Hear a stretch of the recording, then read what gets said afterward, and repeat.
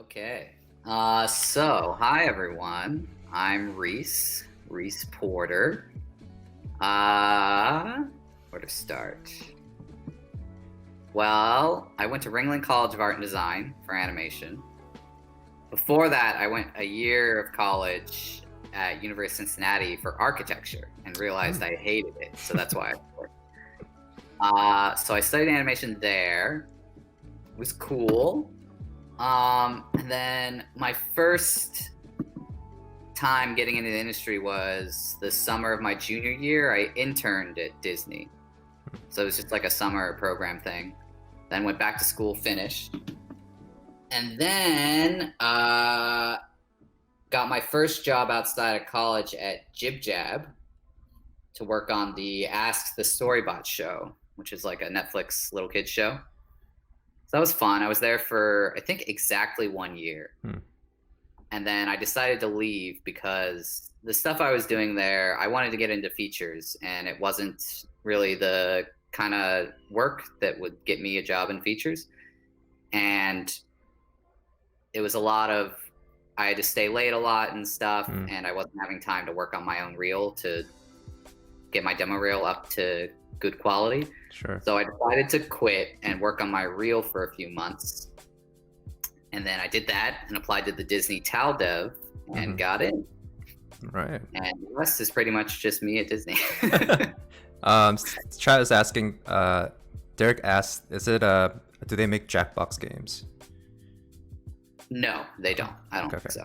Okay. No.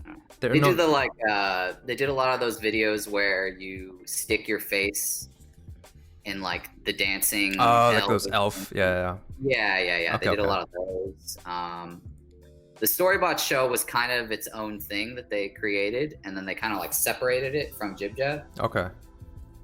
And now I'm not sure what's happening, but they sold the JibJab company. Right. Okay. I remember you talking about that. Went to Netflix, so now Netflix like owns it, I think. Are they still located in the same area in Marina del Rey? Well, they let go of everyone on the team and everything. Oh, okay. I think the creators are still like involved with it. Okay. But they like completely like ended the JibJab team that was working on it, and Interesting. Okay. brought it over to Netflix, I think. Yeah, I remember because I lived. I wasn't there when this happened, so Right. Yeah. Don't quote me on any of that. When I worked at Blur, I literally walk like a few steps away from JibJab, and then it always looked cool. And I read Marina Del Rey location. Yeah. Yeah. It's literally a few steps away, and then I remember like seeing like your job application, and some of the benefit was that they do their your laundry. Is it? Yeah. Yeah. Did you do that? Laundry? Yeah. Did it? Yeah, I would do it. Yeah. So they would fold it and everything? Like you just bring it and it was nice. They give you, when you're hired there, you get your own laundry bag that they give you. And you bring in your dirty laundry, I forget what day of the week it was, and then like a day or two later, it'd be back clean, folded in the bag. And then you're like, oh, great. That's such a random benefit to a studio. Yeah. It's interesting. It was nice. Undies and all, yeah. I see. Okay. But yeah, after that, I was just at Disney, went through the Tal Dev, worked on Moana as crowd fix animator, and then was going to be working on Ralph 2, but then the movie got pushed by like a year, and there was a bunch of layoffs because of that, and I was one of them. So then I was not at Disney, but then they called me back in like 2 months asking me to come back. So I just kind of did my own thing for like 5 months, and then came back. And then on Ralph 2 was when I was promoted to animator, and then worked on that and Frozen 2, and a little bit of Raya before I left. Right, Raya and the Last Dragon. Things in between. Right. Cool. Awesome. So that's my career story so far. And now I'm going to be starting at Dreamworks in a week. Awesome. Yeah. I guess you can't share what you're going to be working on because it's not announced, but... Yeah, I don't think it's announced. Yeah, okay. So I won't say. Yeah, you guys can look forward to Reece's next project. I'm sure everything I've heard is it's going to be really cool. So yeah, it sounds cool. So, yeah. Cool. Awesome. All right. Exciting. So people in the chat, you guys can feel free to keep asking your questions, and then chat just hit you with a pun. Sounds like your Dreamworks. Oh yeah, do you want to send me your sync sketch link that you're gonna share with me? Yeah. You can just message me on Slack. And then Slack. Wait. Can I text it to you? Huh? Will you, if I text you on your computer? Yeah, we should be able to see it. Did you? Okay, hold on. I don't have Slack on my computer. I mean, I could download it real quick. Oh, okay. All right. Someone asked, favorite thing about animation, best work environment, proudest moment. I mean, I guess Q&A. We haven't started next to Q&A yet, but someone just asked. Derek asked, favorite thing about animation, best work environment, proudest moment, what makes you feel creative. These are all good questions. Those are good questions. I don't know. I'm trying to think how to answer these. Favorite thing about animation? I don't know. It's just like being able to bring characters to life and seeing audiences' reactions to that. Yeah, for sure. Seeing them relate and feel with these characters on like a shot you did, they laugh at it or whatever. It's like, that's pretty cool. Right. Best work environment. I've only worked 2 places. Well, how would you compare JibJab and like Disney, let's say? I mean, personally, I like Disney much better. Okay. But it was also like JibJab was different though. It was a different kind of thing. Okay. So JibJab was like a small team. There was only 2 of us doing 3D animation when I was there. Okay. And I mean, there was a bunch of other people doing 2D animation and biz dev and a bunch of other stuff. I see. A lot of them were friends of mine from college too. Okay. But so that was cool, but I don't know. I definitely liked the working at Disney better. Do you prefer like certain like type of do you vibe with like certain office setup? Like, do you prefer to be in an office with that group of people, or do you want your own office? Okay. Because JibJab was like all in the open. I see. It was like this big open room, and we all had desks just sitting out there on the floor. Right. So like Disney, like our office was nice. Like you meet Alex, of course, for a time. Yeah. And Hiram for a time. Oh, that's true. So I like that more. Okay. I don't know. Gotcha. A little more privacy and. Yeah. Sure. What's your proudest moment then? Proudest moment, man. I don't know. Yeah, I don't know. Proudest moment. I guess it doesn't necessarily have to be at Disney. Like, it could be outside of Disney. That's your proudest moment in your career. Yeah. I guess when I was promoted to Animator. Yeah. It's like, oh shit, I did it. Sure. I mean, whenever I do a shot that I really like, it's like a proud moment, but that changes. Sure. So Yeah. Gotcha. Based on the movie you're working on and everything, but yeah. There's many different proud moments, but it's hard to say like one that was like that stands out. Yeah. Yeah. What about like your very first movie that you did at Disney? Did that feel different at all than compared to like other movies? Yeah, like Moana when it came out was cool. We didn't really, as crowd fixed animators, we didn't really get a lot of shots. I got like 3 shots and they're all real quick, like reaction shots. And then we did a bunch of like toolkits, which are marketing animations that they like put on their Facebook page and put them up on billboards and stuff. Yeah. So that was definitely cool, but it was definitely a lot more special like when Ralph 2 came out and I had a bunch of shots in the movie. Sure. And so it's like you feel like you contributed to the movie a little more. Right. Gotcha. Okay. But yeah. Cool. There's a lot of questions coming in. So before we get into that, I'm missing all of them. let's share your work first, so that people can at least kind of understand your. Oh yeah, sure. Yeah. Your workflow, maybe you can kind of talk through it. Yeah, I'm up for anything. cool. Send me that link, bro. I texted it to you. Oh, you texted it to me? No. Yeah. Can you just slap? All right, hold on. Hold on, man. I mean, I guess I could just send it to myself. We're gonna... Let me download Slack. Oh, you don't have it? It's okay. I'll just send it to myself. I just send it to myself. It's fine. We're gonna lose viewers because we're slacking. Okay, get it, slacking. All right. All right. Hold on. Let's switch. Let's switch to cool. Oh, I have to sign in. Sure. I'm trying to sign in Slack on this, and I don't. Wait, it says I don't have access. How do we do this, Sean? Can you unlock it? How do I unlock it? I think I told you I never used syncs before. you have to unlock it. Let's see. I think you go to your settings. Yeah, if you go to your website, if you click change your permission to public. That's what they said. Is it under files, guys, or setting?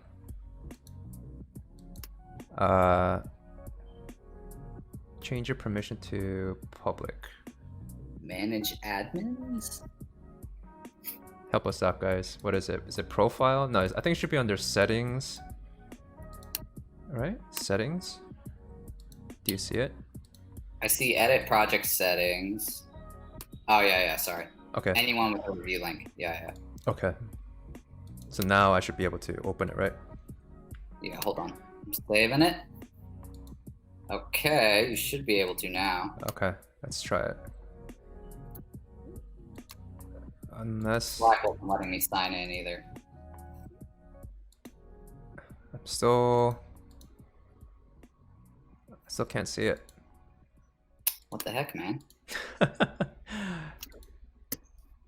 I don't know. Can you send me the link again, maybe? Yeah, hold on. How do I sign into Slack on my computer? It says enter your workspace's Slack URL, but it's just like my Gmail.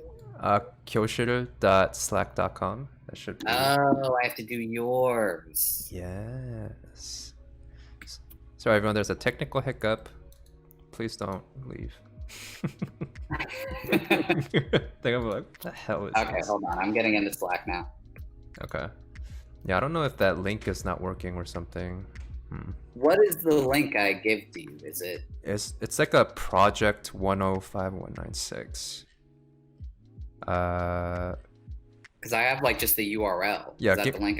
Give me the URL because this is the URL that you sent me. I don't know if you see it. Okay, hold on. I'm in Slack. I'm just gonna send it to you there. Okay. Bear with us, guys. Sorry, everyone. This is the same URL, Sean. Oh, is it? Yeah, I can't open it. I don't know what to do. It says this page does not exist or you don't have access. Wait, so if you check the lobby channel, it says, so do you see, what is that? Do you see this right here that Daniel sent? Is that the setting? It says can review and edit. Hold on. Yeah, that's what I did, and I changed it so you could. Interesting. I need to refresh. Can you just send me the video file? The video file? Yeah. Or is it just your reel actually? It's the Frozen 2 and the Ralph 2. Okay. Reel. I guess I could just Well, now I don't even know where it went. I could just upload it, I guess, from my end because I can't. I don't know. It says here. Wait, let me send it. Oh wait, it's a different link now. Let me send it. Okay. I refreshed it and everything. Okay. All right. Sorry, everyone. Hit me up with that link. Okay, hold on. Okay, now it should work. I guess. I don't know. I'm still getting the. We'll find out. I don't know, bro. I can't. Did it still not work? It says this page does not exist or you don't have access. Are you signed in with the correct email? Yeah. Cool. Doesn't seem like it. Create. All right, so I guess I'll upload both of your reels. Hold on. Mm-hmm. Okay, which one do you want to share first? Let's just go with. We can just do Ralph too if we just go in order. Okay. Okay, I'm gonna upload The it. share link button at the top. What is that? What is it? Someone said something in the chat. Okay, what did they say? Are you using the share link button at the top? I don't see that button. You don't see that button. I was just copying the URL. Oh no, you have to click. If you go to the review, like do you see that? And then there's like the share button, and then you should be able to see like singsketch.com/sketch/ like this bunch of like these codes, and then you'll click share button. Yeah, and then click anyone with the link.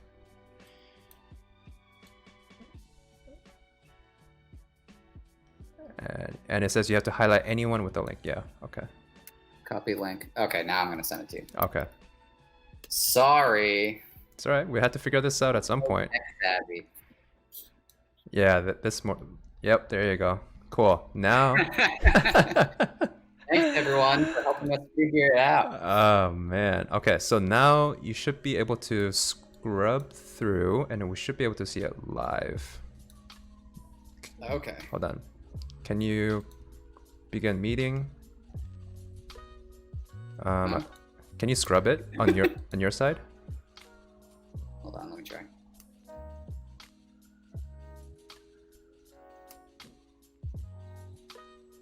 Yeah, there you go. I see your little icon.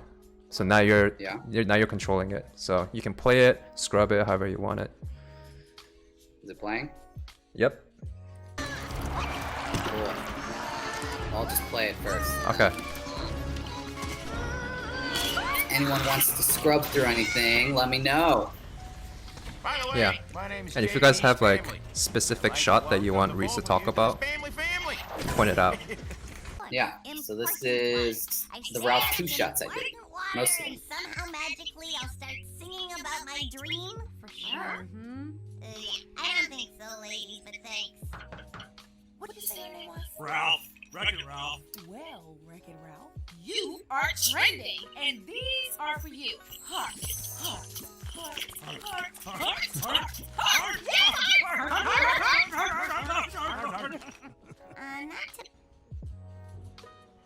In this shot, I just animated Spamly. You want to get rich playing video I remember you working on this shot. Was this one of your first This shots? was the first one I got. Yeah, I remember. Or it was like the blocking I did for this shot was why they said they promoted me. That's awesome. Who was the other animator that you work with? Chad. Chad. Gotcha. Yeah. He did Ralph and then I did Spamly. Rock, paper, scissors. I'm bummed that this one got cut. Yeah, this was a fun shot. Yeah, this was really nice. You are such a goober. This would probably be an appropriate time for me to shutter my sight. This was the last one I did on the movie. Yeah, those were super fun. Yeah. Cool. But you got to animate it more. Well, that's it, guys. You're gonna mute me. Okay, cool. All right. So let's see. What was the question? It says, so for the princess one, it says, did you do all the characters? I did, but I was able to steal a bunch of animation for some of the princesses sitting there listening, because a bunch of shots had been done in that sequence before, because that sequence was done early on and then it changed a lot, so they kept having like new shots and redos and stuff. So there was a bunch of animation done already of like the princesses just sitting there listening. Right. So like I was able to start off with something and then just, tweak things. Gotcha. But have like, the body in a good pose or whatever, and then add like nods over the top of it, and so it helped a lot because there was a lot of characters. But Vanellope was from scratch. And Gotcha. then, a lot of the princesses too. I had to change a lot, but it was still. Cool. was helpful. Let's see. What was your thought process when Ralph was given hearts? Like the emotion change with him. Oh man, that shot. Yeah, go over there. Yeah. That shot was the directors kept, man, that shot had so many notes. Changing it. We'll watch it again just to... It's such a fun shot. So like the directors, I'm trying to remember what they were trying to say when I was doing this shot. They wanted it to be like Ralph was like kind of like dumb and not realizing what was happening, and then like he's getting slowly like amazed, and then he's like, oh, this is cool, and then he's like, yeah, but like at first he's like, what's this? Hearts, and then like yeah, so that it was a weird. Sure. We were doing, and then I did like a couple passes, and then each time they would give me like a different note, sometimes like contradicting a note they gave me last time, and it was just one of those shots that was just a interesting process to go through. Sure. Got it there in the end. Gotcha. So he's basically like an excited little kid. Yeah. So he doesn't really even know what hearts are or what their point is, but he's like, oh yeah, these are cool. Yeah. You animate all these characters too, right? Yeah. Okay. Cool. Well, the family shot, all the crowds, didn't animate those. Oh, but yeah, like the Ralph heart shot. Yeah, I animated Ralph and LP, yes, and what's his name? Maybe. Yeah, versus... maybe. Yeah. Yeah. Let's see. So typically, the animator will animate every shot, every character in the shot, unless it's like a ton, and then they'll split it up sometimes. Gotcha. So like, yeah, some people will get, if it's a big crowd heavy shot, but like the crowds are like hero characters, yeah, they'll divvy it up to different animators. Right. Cool. And then Chad says, for the vehicle struggling to descend, I think that's a Spamley shot of him coming down. How in the world did you come up with the idea of like how, like the performance of it? I mean, a lot of it is like in the boards too. So when we get a shot, we get the layout. I mean, the layout wasn't like what I had, but so typically the way it works is, I'm just gonna watch it, just remind myself. Yeah. So I think that was actually, I did that shot, but I did that shot while I was still apprentice. So I did that one, and then they gave me this family shot after that. Gotcha. But, watching this from Korea, I think that's my girlfriend. Anyway, or not. Imagine if it's not. It'll be even funnier. No, I don't think it is. Okay. I think she would have texted me. Sorry, you're not my girlfriend, or you are. I don't know. You wanna be? So for like, sorry, what was I saying? Oh yeah, the performance. So how it works is the layout is done, the boards are done, and then we have what's called issuing. Right. And then the directors basically tell you what they're thinking about doing for the shot. And then you take that and do your first pass and show it and everything. For this, they're just kind of, I think what they basically just told me was it's like an old rundown kind of like van. Just have fun with it. And I'm not sure if the spurting like engine sound effects were in there already. I think they might have been. Yeah. I think they were. Okay. So basically I just, wanted to have fun with it. It was it's just you're animating this cube. Right. Just kind of stuttering along. But yeah, it was a lot of fun. I like that shot a lot. Did you have to go like back and forth with the directors? Like, or was it like first look approved? Was pretty smooth. I showed it like the first time and they liked it. Gotcha. There wasn't any, there may have been like small tweaks, but like no overall big changes. Gotcha. And I wanted to, I tried to keep it like kind of erratic to add comedy to it. So like I think, it comes in. I think it's like, one, I like had it spurt backwards. Yeah. And then drop suddenly, and I don't know. It was a fun shot. Yeah. So how'd you plan it though? And like in terms of like, did you just go into Maya and then you just pose the pose, or was it just straight up just let it spline and feel it out? Stuff like these, I don't do pose to pose. I just do straight ahead. I see. So I just like start moving it. Cool. And then the more, curves I get in there. Yeah. Like I think it's like I just did overall timing first of Sure. like, okay, it starts at this point, by this point it's there. Yeah. And then just got like an overall just like moving Right. speed. Yeah. And then I like added in the stuttering and spurts Right. after the fact. Makes sense. Yeah. Cool. Yeah. Super fun shot. And then next question says, how do you animate a small and big character differently? That's a good question. So I would assume like Ralph Yeah. and Vanellope. Like, how would you go about doing that? I mean, it depends on their characters as well, because not every big character is going to be the same, and not every little character is going to be the same. Sure. But typically, it's like the bigger characters are usually heavier, slower. Smaller characters you can probably zip around more, or cartoony, fast timing. I mean, the big characters you can do that with too, but Right. you don't want it to be not believable. Sure. But yeah, you just got to think of the weight mostly, I think. The weight of the character. Yeah. Because if they're moving in a way that doesn't make sense, Right. how large or small they are. Right. Yeah, I think because like I think some of the things that students struggle with is like like how to make every character feel different, like especially when you're using like the same rig, and then they, especially when a lot of students use reference, right, and then they become reference heavy. So Yeah. at a certain point, then they're afraid of like making every character feel the same, move the same.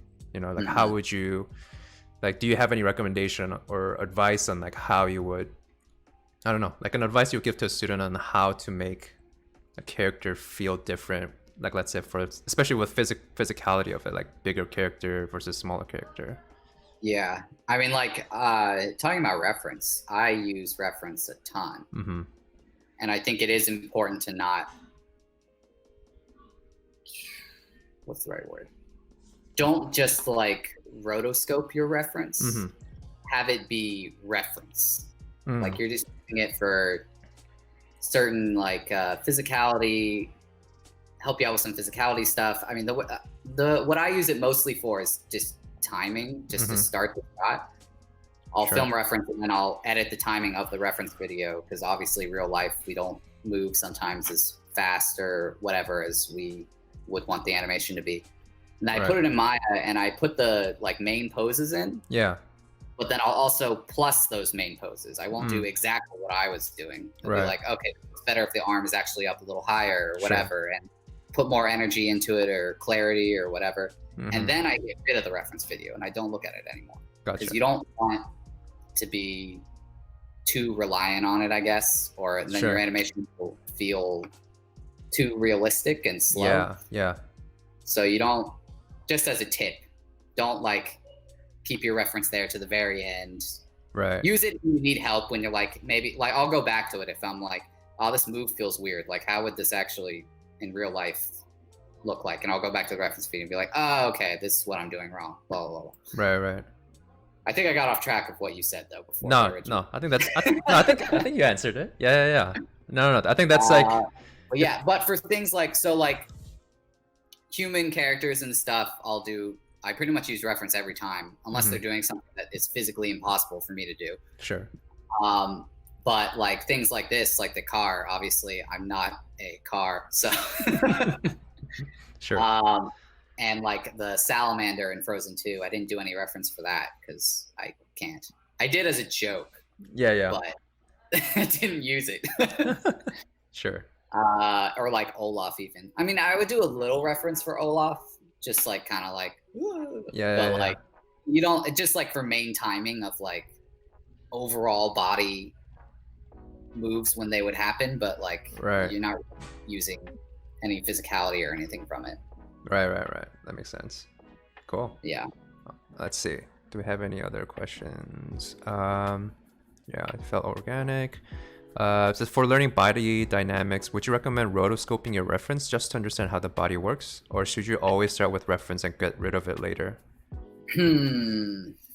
Yeah, it's an interesting I don't question. know. 'Cause, I mean, like, everyone learns differently, so it's hard to. You could try that and see if it helps. Yeah. I think it would be better just to observe Hmm. and just watch things. Yeah. Not even reference, but just like, I think for me personally, that's how I learned mechanics and stuff more, is like just by like watching movies and real life, just out in the world, like how people move, and you just observe it. And obviously you could like do tests, like, Right. oh, I'm not good at walks, so you do a walk cycle and look at a bunch of reference, or pick one walk that you think is interesting or difficult and try it out. Yeah. Or runs, jumps, whatever. And I think the best is just to practice it. I wouldn't necessarily say to rotoscope it. I mean, you could to a certain extent, to obviously, because that would help. Yeah. You don't want to get caught in like making your animation super rotoscoping. Sure. Yeah, that's true. Yeah, I think. it's hard to explain. Yeah, I think that's one of the struggles, I think, especially as students. It's like, you know, we are told to use reference to get specific, but at the same time, when we get too reference heavy, then timing starts to feel too realistic, too slow, and then we start getting confused on how do we push the silhouette if we're following exactly what our reference is doing, and how do we push timing. So I think that's where students kind of have like this conflicting like advice, you know. It's hard, yeah, because I mean, when I was in school, I used reference like for longer and more. I think once you become more comfortable animating, and you're just you'll start getting rid of it sooner, and it's just kind of a natural thing that you'll develop. Right. Definitely, I mean, the best advice I can give is just practice. Just like, if you have trouble with physicality and body dynamics, just do a bunch of tests and practice, and keep the reference up for as long as you want, even the whole time, but then try to start as you get to feel more comfortable with it. Try getting rid of it sooner, and Cool. Awesome. because as you do it, you'll remember more. Like, oh yeah, this is what moves. Like your chest moves like this when you walk. And Right. you'll remember more the more times you do it and practice. And Right. Practice makes perfect. you won't need the reference video as much. Sure. Yeah, that makes sense. Okay, it says, chat says roll the beautiful Frozen 2 footage so you can show your Frozen 2 reel. Oh yeah, sure. All right, so this is Frozen 2 shots. I think this first shot was the last one I did on the movie. Yeah, I think so. These were fun. Yeah. Super Why are fun. they still angry? What does all of this Exposition, explanation. I know. What does this all mean? What are we doing? What is this? Getting on in years, still strong. These were the first shots I had on the movie, and my favorite ones. Yeah, for Long sure. hair one. I think these are your top Frozen 2 shot for sure. I still had lots of energy because we hadn't done overtime yet. Yeah. Even say the right thing. Well, you're in luck. I know nothing about women, but I do know that we have the most this is a long shot. amazing way of Yeah, this one was start now. We'll be ready by dawn. Really? good, but also, man, it was rough. Yeah. Difficult too, because you have to do walking and acting with the camera. Yep. This was fun. Yeah, this was fun. I'm sad they got rid of the shot after this.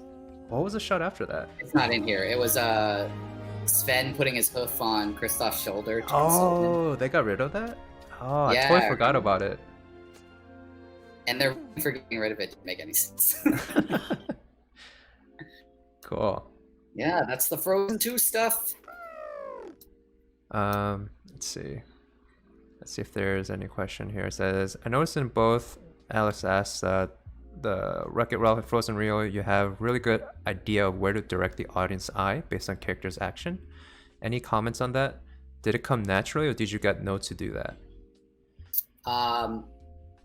Both. I mean, one of me personally, one of the things I think is really important in animation is clarity. Mm-hmm.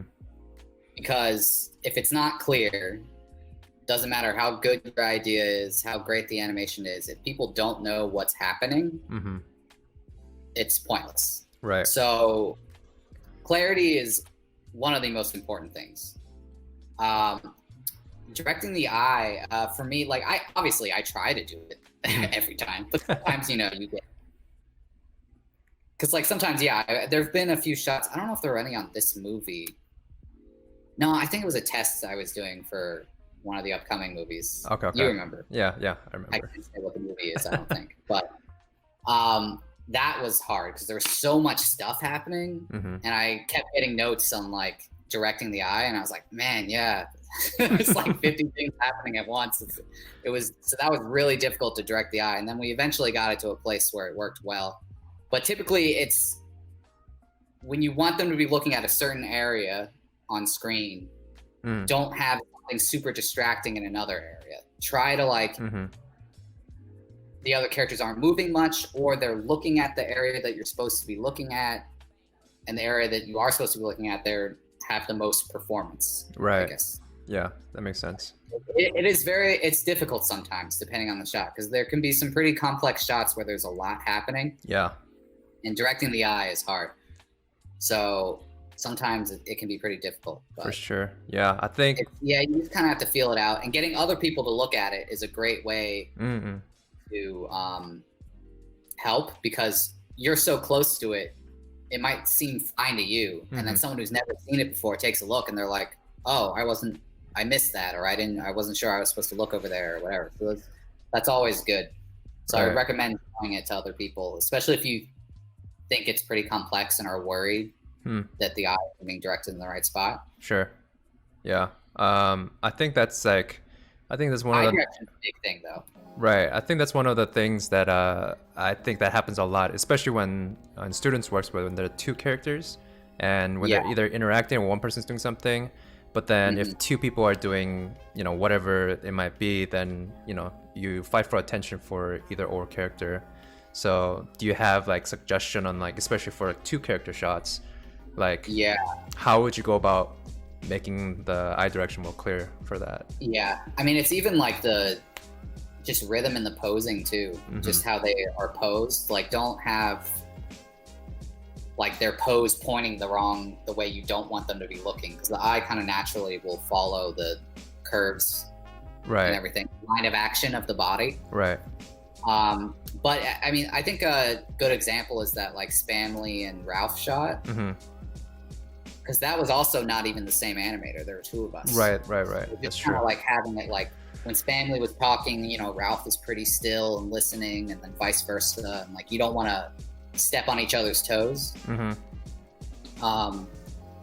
it's kind of like a rhythm you have to get. But typically though, when one character's talking, the other character isn't. So you can usually keep them pretty still, just listening, unless the point is to be looking at the character who's not listening. Right. And then you may have the character who's talking have kind of they're not really doing much, they're just kind of talking. Sure. And the other character is kind of doing something more interesting that you're supposed to be looking at. Right. But a lot of times in movies, they'll cut it in a certain way to where like you won't even see the character who's talking, because you're supposed to be focused on the other character. Right. But typically it's like, it's easier because like one character's talking at a time, so you focus on the speaker because they're doing more performance when they're speaking. But yeah, that makes sense. Yeah. Cool. Let's see, another one. So do you have any tips for speeding up your animation workflow? Do you think it's more efficient to do blocked out pose-to-pose or layered animation? Well, I can talk about what I do personally. Everyone has their own workflow. I mean, there's like at Disney, there are people who did layer, there are people who did pose-to-pose, there are people who just did like splines pose-to-pose. Right. So everyone works differently. It's just kind of finding what works best for you. Right. And that was like while I was in school, that was kind of like what the journey I was going on, was figuring out like what personally for me, what works best, like what feels the best. And for me, it's pose to pose, like stepped animation.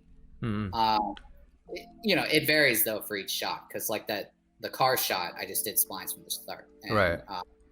So it always depends, but typically for me it's pose to pose, because when the character is like floating in between poses, it distracts me. And I'll also get kind of like, I'll get too focused on like certain curves, and then I'll lose the poses that I was trying to get. Sure. and I'll lose like mechanics and stuff. So for me, pose to pose is great. And I didn't figure that out until I interned at Disney. So like before that, I had always just done splines from the start. Sure. And it worked to an extent. But once I figured out like stepped and how that worked, it was kind of like a breakthrough for me. And I was like, oh shit, it's so much easier. And it makes so much sense just for how my brain works. Yeah. But everyone's different. So I wouldn't say like you have to do it this way. Sure. I know plenty of animators who animate completely different from me and they do amazing work. So, Sure. Said something about speed, right? Like speeding up your workflow, basically. Yeah. I mean, for me personally, because like some people use like a lot of tools and stuff to speed up their workflow and they have a lot of like tricks and things. Yeah. For me, I just kind of like throw it in there. I'm just like, this pose is supposed to be this at this frame, and I just kind of like rough through it. Yeah. And it's worked for me so far. I mean, I have my own tools and stuff I use too, but I'm definitely not a very like tools heavy workflow. Like scripts and stuff. I kind of just like, I guess I would say I animate similar to how a 2D animator would animate, but I'm terrible at 2D. Sure. Just like putting the poses in and then shifting poses for timing, and I just kind of like, I'm just like, oh, this arm should be up here more, just do it quickly, and I am just kind of like throwing things in there, but I also keep it pretty neat. I see. I don't like random keys all over the place. Like usually my keys are like the whole body is keyed on that frame. I see. And then once I get into splines, that's when I'm in the stepped. And I usually do stepped until I'm on like 4s or 2s. And then I go into splines. And then I shift things around more. So right. Cleaning up curves and stuff and shifting some of the timing and spacing and everything. But speed-wise, it's worked pretty well for me. I use the reference just to quickly get the poses in there. Yeah. And then I get rid of the reference, shift timing around, clean up poses, make them better. Gotcha. And, yeah, then I go into splines and clean it up. Cool. Welcome. All right. Let's see. Was it your idea to put Baymax as a snow creature in the playing shot? Is there Baymax in? The what shot? Your snow shot? Like, I guess it's this shot, right? This first one? Is there Baymax in here? If there is, it was not. Oh, there is a Baymax. Oh, yeah, there it is. No, it was not me. They had that modeled already and put that in. Usually for the Easter eggs in the 3D movies, at least, it's not the animator's idea because like someone has to model and put it in. It's usually done in like environments or story even, or the directors are like, hey, let's get this in the background. Right. Yeah. But I mean, some of the animators have come up with some good Easter eggs. Yeah. But yeah, this wasn't my idea. I wish it was. It says, okay, and the chat says, please tell me you filmed your own reference for the fire lizard salamander. And if you did, I want to see it. But as a joke, I didn't use it. He says if you have it, he wants to see it. And then looking at screen. And then lying down. It says, for the long walking shot, did you worry at all about whether or not the feet or legs were actually doing what they were supposed to be doing, like off screen? Or did you just fill out the body? I was like, I do not care what those are doing. They're not on screen. I mean, they were doing the right thing because the way I did that shot was I put in a walk cycle and then I animated the performance on top of that. Right. So that was a really weird and interesting shot because normally I would like start from scratch, like putting in each pose. But I mean, if you have like a walking performance shot, you're going to want to put the walk cycle in there already. Right. If they have one, and they do for all the main characters and stuff. For sure. Because that's a ton of work and time you're going to save. But this was hard because they're walking to camera. Sure.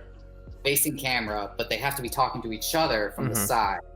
But they didn't want them, and you're walking forward, so you don't really walk and talk like this. Yeah, exactly. So it was a very difficult technically shot. Yeah. Because the walks of the mechanic had to feel right, and I still feel like it could have been better, but sure. Eventually got it to a place that was decent, and then I had to move on to another shot. But yeah, that was difficult because you have to have the performance on top, and it has to feel right with the walk as well. Yeah. So that was a challenging one, and it was super long too. So For sure. Yeah. But it was good. I had a fun time on that one. It was challenging at times. Right. I assume, did you just put the walk cycle and then did you make a layer on top of that animation and then did the performance take? Yeah, because I typically don't do layers. Right. I typically just, I just don't use layers really much. But this shot I did, just because it kind of like, you kind of had to. Yeah, yeah. Like there's certain shots that are special cases with just like, I could have not used layers, but it would have taken forever. Sure. So certain situations where I'm like, it's gonna benefit, so I should use it. Gotcha. And some animators like love layers and they use them exclusively. Yeah. But for me, I don't know. It doesn't work like with how I think as well. Yeah, yeah. Like I am faster and easier without it. For sure. But for certain situations, I do. Usually, though, it's like if I have animated something completely and then they have like a small tweak of like, oh, just the whole angle of the body needs to be angled a little more this way. Mhm. In that situation, I would quickly throw on a layer and just angle it because it's a quick fix. Right. Than like going into a bunch of different curves and tweaking it. For sure. That makes But sense. typically, I don't really use layers. Gotcha. Cool. And then Thomas asks, in Disney or Dreamworks, is there a fixed animator or do you need to fix by yourself? I'm not sure about Dreamworks because I haven't started yet. Mhm.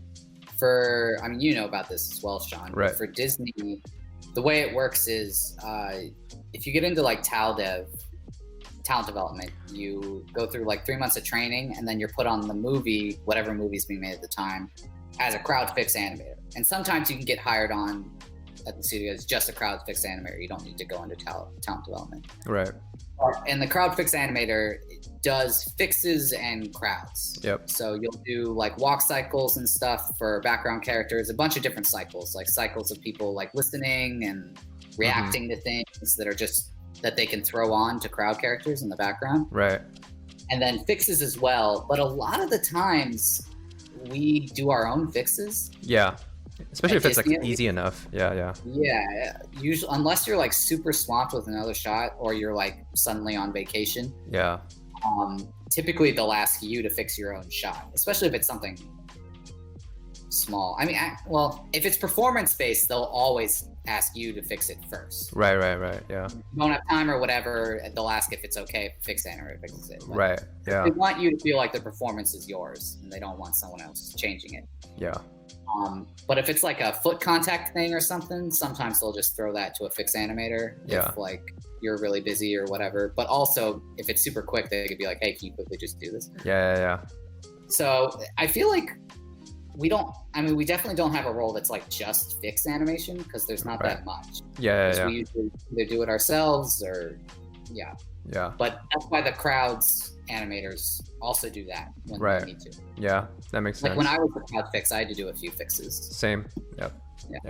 Yeah. Some of them are like super minimal. It's like literally it just takes long to open up a shot and find the asset to like. It's kind of just the process. Yep. Yeah, opening the shot, republishing, and everything. Yeah. But it's not necessarily like difficult. It's just opening up the shot, honestly. Yeah, it takes up time, and if that animator is busy and you're not necessarily as busy, right? Makes sense. Yeah. Yeah, there's a spot like where I had to just like move the character like they were just kind of like in the ground plane a little. And I just had to move the whole shot node up a bit. That was it. Yeah. That sounds about right. Cool. Let's see. For me, it's really hard. Oh, sorry. No, I skipped some questions. Shoot. I saw that lead animator for Elsa, I assume Wayne, had a bouncing ball next to Elsa when she was singing the beginning of Show Yourself. Why is this beneficial? Have you done it? Would you recommend it? Was that Wayne who did that? Yeah. I haven't done this too much. I've done it sometimes. I think I did it for my Nosemore shot. I typically would do something like this for something really cartoony. Like that shot of the car. Oh, yeah. But that already is kind of like just a ball. So I didn't do a ball to do that. I just did it with the rig. Right. But like if the timing or whatever of the character is like super like cartoony, I'll sometimes put a ball in for like their hips or whatever. and do that to quickly get the right snappy timing I want, because it's hard to do that sometimes in stepped. Right.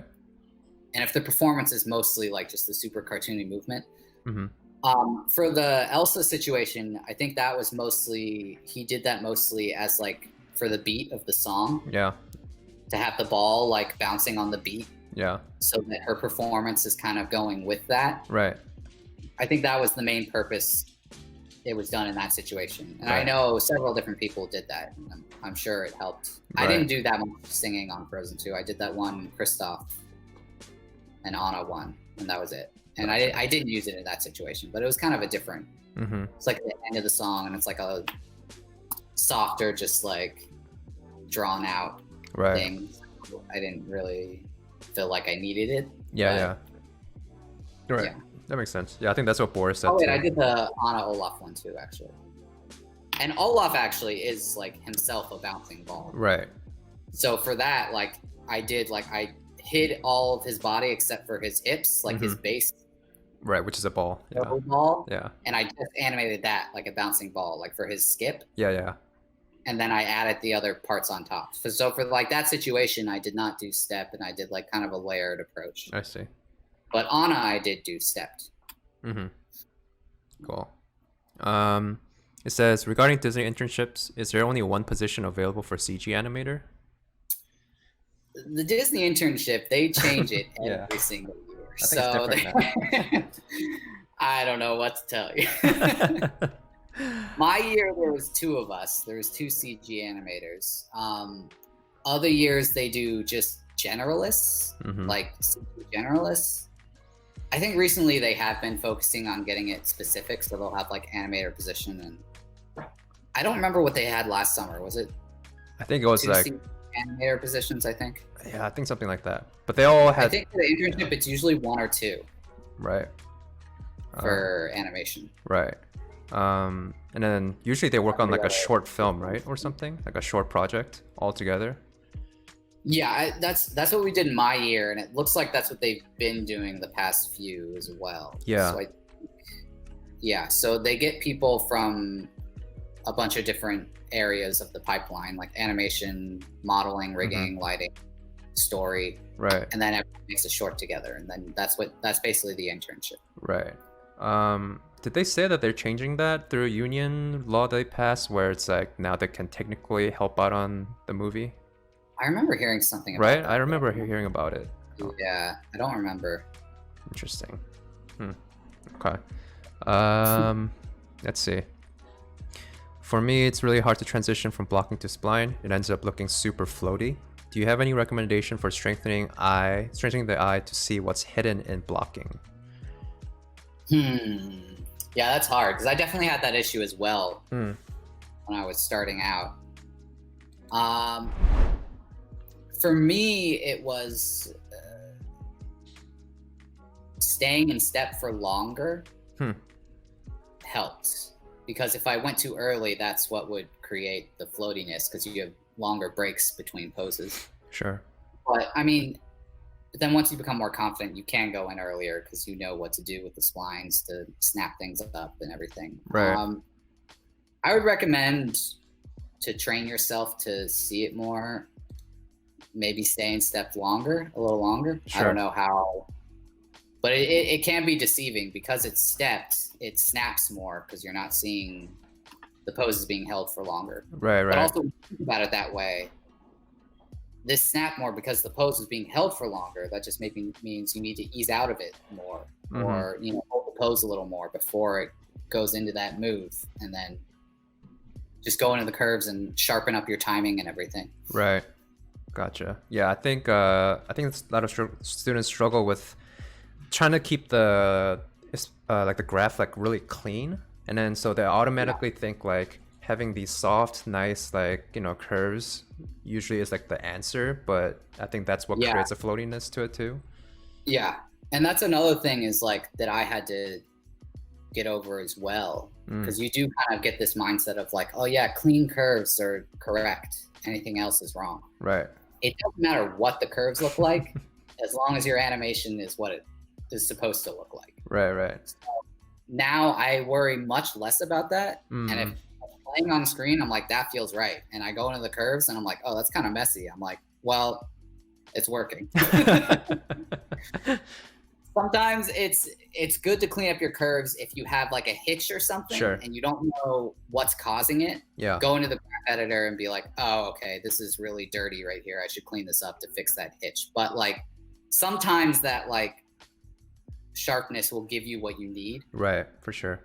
So don't focus on the curves being super soft and smooth because Mhm. that'll give you a lot of soft, flowy moves. Mm. So don't be afraid to sharpen things up or just on, like me personally, on screen, just move it where you want it to go. Mm-hmm. Don't worry about what it's doing in the graph editor Right.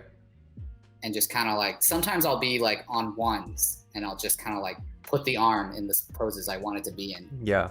Because that's better, that's much faster for me than just trying to figure it out in the graph editor. For sure. All the different curves working together, what's going to make it the right pose and timing is Yep. like, no, I'll just put it where I want it to be Sure. on these frames Yeah. and then do it. Yeah, it looks great. Yeah. And then usually though, when you go into the graph editor, it's not that dirty. It's like, Right. oh, it just sometimes it takes a while to figure out Yeah. if you're just working and moving curves around, what's going to give you that result. Yeah. Whereas like for the way my mind works, I'm like, no, I'm just going to put the result on screen Right. and then that'll give me the curves that I needed. Yeah, for sure. Yeah, I think especially when I like talk to students, it's like type of notes I give sometimes I like tell them to snap it up and like literally do it within like 1 or 2 frames. And I think a lot of times students are afraid of making it such a sharp movement within like a frame or 2. So Mhm. I think automatically in their mind it's like having more frames is like kind of like their safe space versus Yeah. like finishing it in like quick 1 frame or 2. Yeah. Yeah. Yeah. Um, It's hard to get over that. Like, I think we're all kind of in school taught that mentality of, yeah, I think that's my girlfriend. Sorry, I'm looking at the chat. or it's a stalker, who knows? Yeah, yeah. Sometimes we get, we're like taught to like, everything has to be clean, smooth. Like you're not allowed to do this. You're not allowed to, this will break the rig. You can't move that control that way. Mm-hmm. And that's how I was kind of taught. And then you kind of learn that like, do what you want that's going to give you the result. Right. It doesn't matter. Sure. And it's just, don't be afraid to break the rig. Don't be afraid to push things where they need to be pushed. Obviously, you don't want to break the rig to an extent to where it's not like going to like, it's going to break the... Yeah. Don't actually break the rig, but like, don't be afraid to like move things more than the rig would typically want you to. I Right. guess. That makes sense. But yeah, and just put things where you need them to be. Sure. Cool. And don't worry about like rules so much. Right. Yeah. Yeah, that makes sense. Let's say. But those rules are important, like the 12 principles of animation. Yeah, or like whatever. the fundamentals. Right. Don't listen to those, but sometimes they don't apply for Right. certain situations. And Yep. you just have to be able to know when it's okay to break those rules. For sure. And when it's not, Yeah, basically. for sure. Okay. And then it says, what do you look for in a student? So I guess this is a good question that came up before. It's like, you know, since now you're gonna be a mentor for KYOSIL, Yeah. it's like, what would you want to see from a student that's applying, like, to be your mentee? Man, I've never had a student before, guys. You gotta be pretty cool. Gotta love bread. Sure. Those are my only requirements.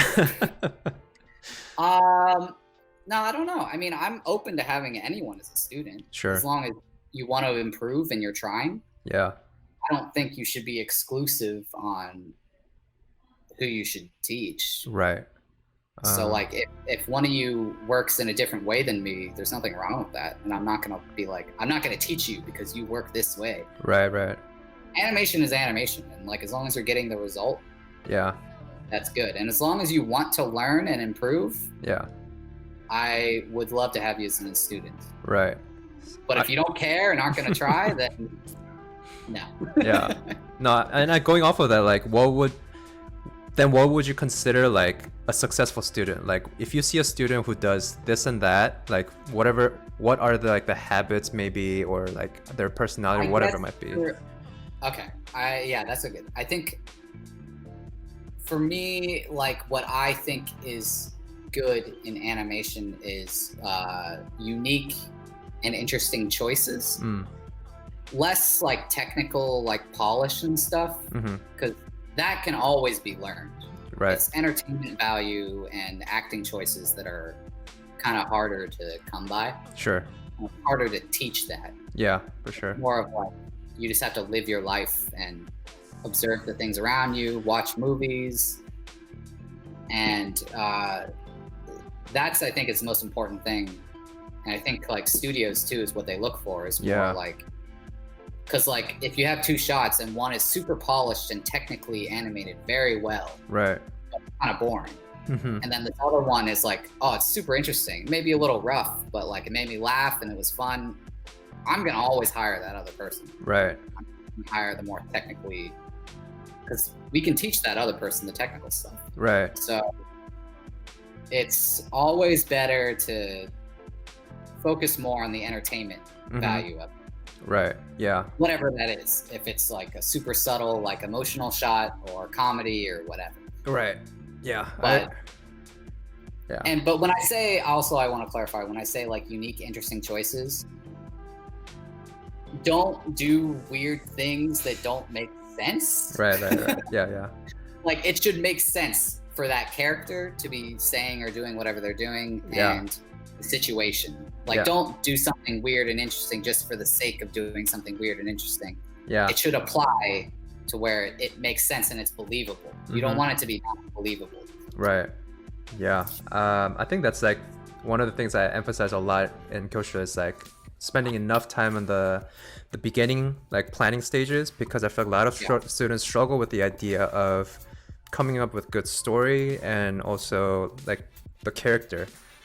Because I think a lot of students, especially who come from online schools, they tend to skip all those steps because they just want to get into Maya as quick as possible, and they want to really do these like cool cartoony, like, you know, getting this character to move from here to here, and then in the end it's like, yeah, it's like polished and technically correct, but then it loses the charm and your voice as an animator, because you just you get inspired by other animations that you've seen and you kind of want to replicate that with your own style. Sure, but yeah, I think that's, I mean, I was guilty of that too in school. Same I did here. That. There were so many times in school where I completely restarted an animation because I rushed into Maya too fast. And then while I was doing it, I was like, this doesn't make sense. Like, and like, I think of a much better idea. And I'm like, if I just spent the time to really think of something good that excited me and I wanted to do, then, but to be fair, like in school, like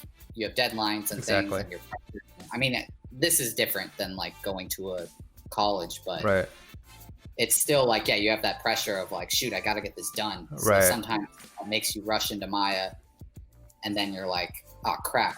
Yeah. This doesn't make any sense. I don't like working. Yeah, no, I agree with so you.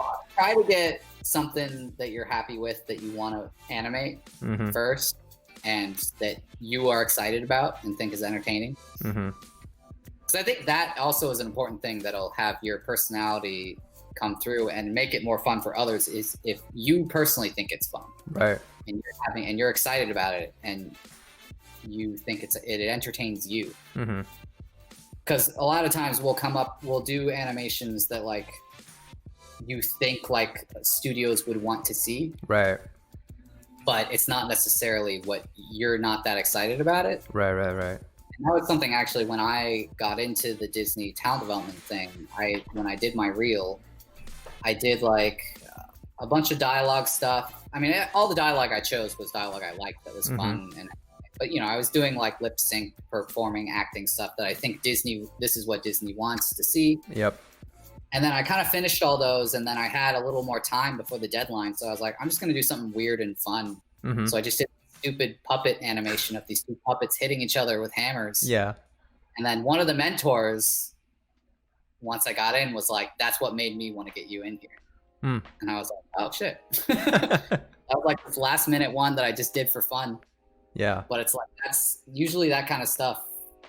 Your personality and entertainment comes through more. For sure. Yeah. I think that's definitely like the toughest thing for students, especially. Yeah, a lot of aspiring animators now, like they're like so desperate to want to get into a studio, and especially like big studios like Disney and Dreamworks. So they're like looking for ways to like, you know, like shortcut basically, like how have other past people like got into those studios, and they look at the reel, and they like just see exactly what type of shots got in them into that studio, and they automatically think it's like, oh, I have to do that type of shot for me to get in. So they start working on shots that kind of resembles what they did, but I think they lose the focus of the actual reason why they got in versus the type of animation they used. Yeah. I think like, kind of do something that you enjoy, but also do keep in mind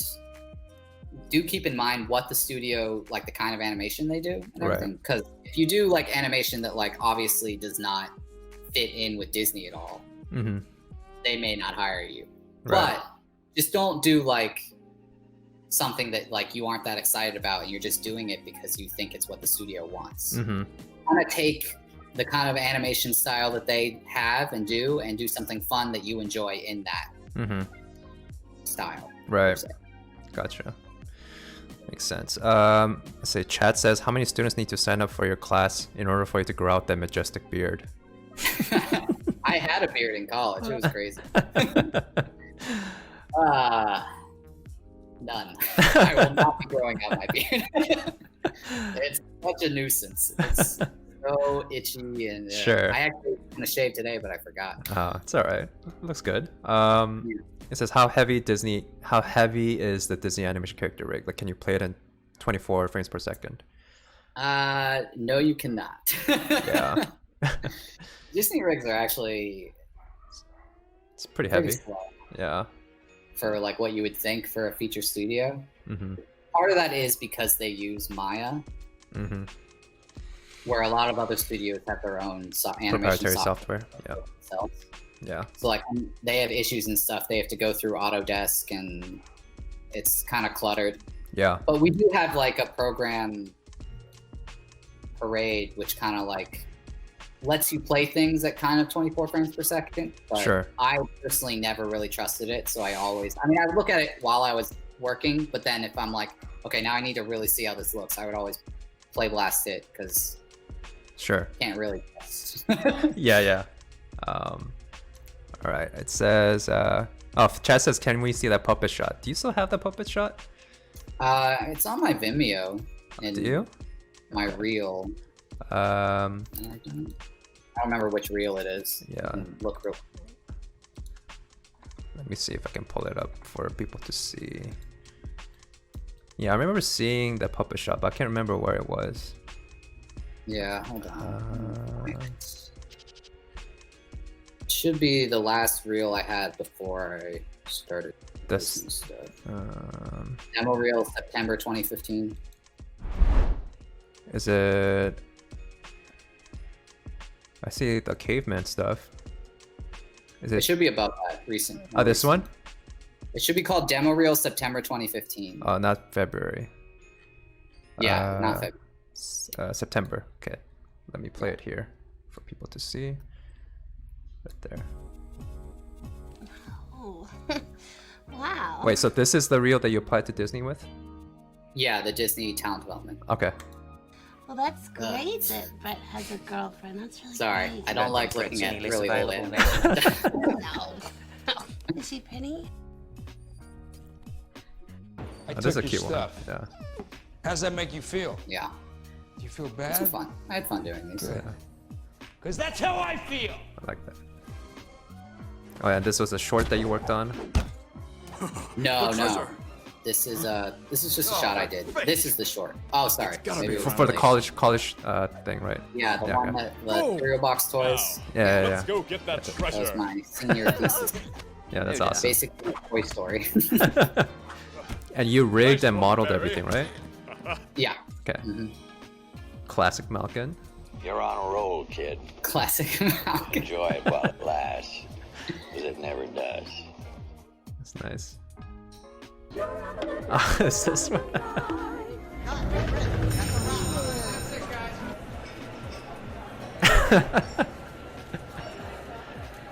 I mean, even watching it now, I'd probably like snap things up a lot more. Sure. Change a lot. But the I think it was the idea. yeah, for sure. It's the idea that's really gets people. That's awesome. Yeah, that's awesome. So that's a great example of doing something that makes you laugh and that you actually enjoy doing. It's awesome. Yeah.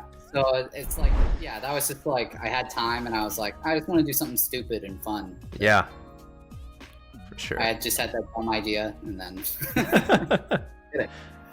But then like, obviously the other parts of the reel show that like I can do lip sync and stuff too. Right. But that's just kind of like adding my own personal taste, I guess. Yeah, for sure. That's awesome. It says, I like how you guys emphasize animations that we're personally excited for. On the other side though, how much have you learned from the constant repetition practice of animation schools? I think I need more repetition, especially in body dynamics.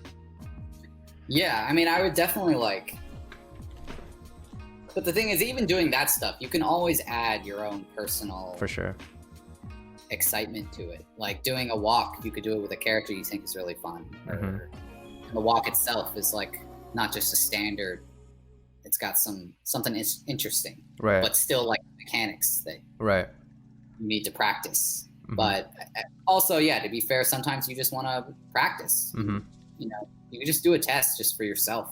Right. Like you're not doing it on your reel or anything, and obviously that's going to help you improve. Right.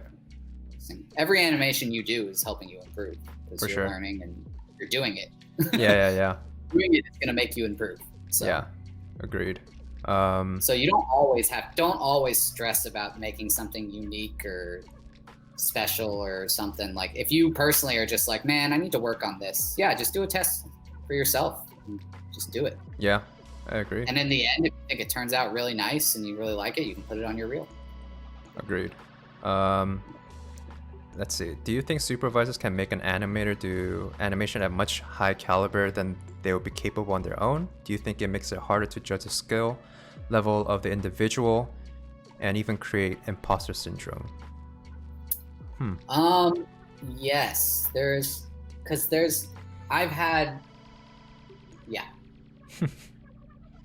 sometimes an animator can make a great supervisor and they necessarily themselves aren't like the most amazing animator on the team. You know? Yeah. I mean, typically to be a supervisor, you have to be a good animator. So For sure. I don't think there are going to be any supervisors who don't know what they're doing or don't, you know? Right.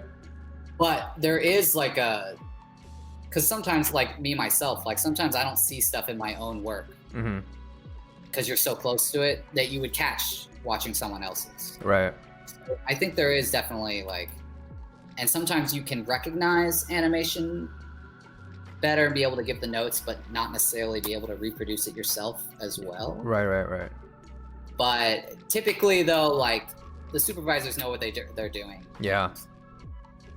They definitely like know how to animate and animate very good. Yeah. But, and I think there has been a thing where people have said where it feels like sometimes, I don't think this happens too much, but sometimes a supervisor can feel like they're animating through you. Right.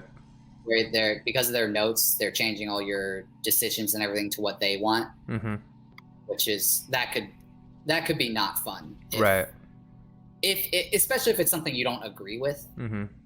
Like they come up with a good idea and you think it's great, then I mean, me personally, I'm like, yeah, awesome, I'll animate that. Yeah. That is a great idea.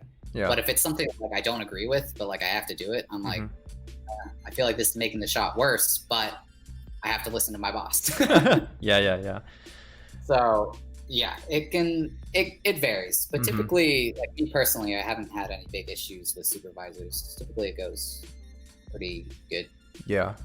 I think especially Disney, like I feel like all the supervisors kind of like take responsibility for most of the time. Yeah. So, like especially if they take you to the wrong way and you show it to dailies and the director's like, this is not what I wanted, and then they're like, yeah, that's my fault. You know, they usually take responsibility for it.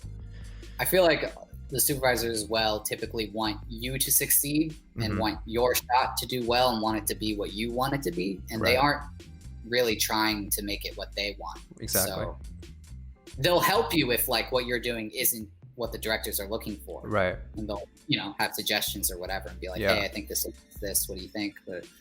But typically they're not like, if like you do an idea and the directors like it, they're not going to change it. Because, yeah. Yeah. No. Even if it's not necessarily what they would do. Sure. That Because makes their job, their job essentially is to help the rest of the team succeed. Mm-hmm. But, yeah. Yeah. Agreed. All right. So let's go over the Slack questions, because I feel like they're questions that came up in Slack that we never answered.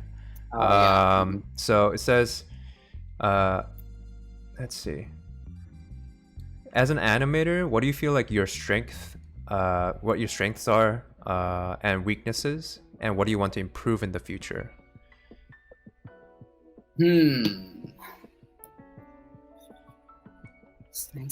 It's hard to talk about your own. Yeah, it's like, let me tell you what I'm good at. I'm so good at this. I don't know. I feel like from what I've been told, I make unique acting choices and entertaining choices. Sure. So I guess that would be one of my strengths.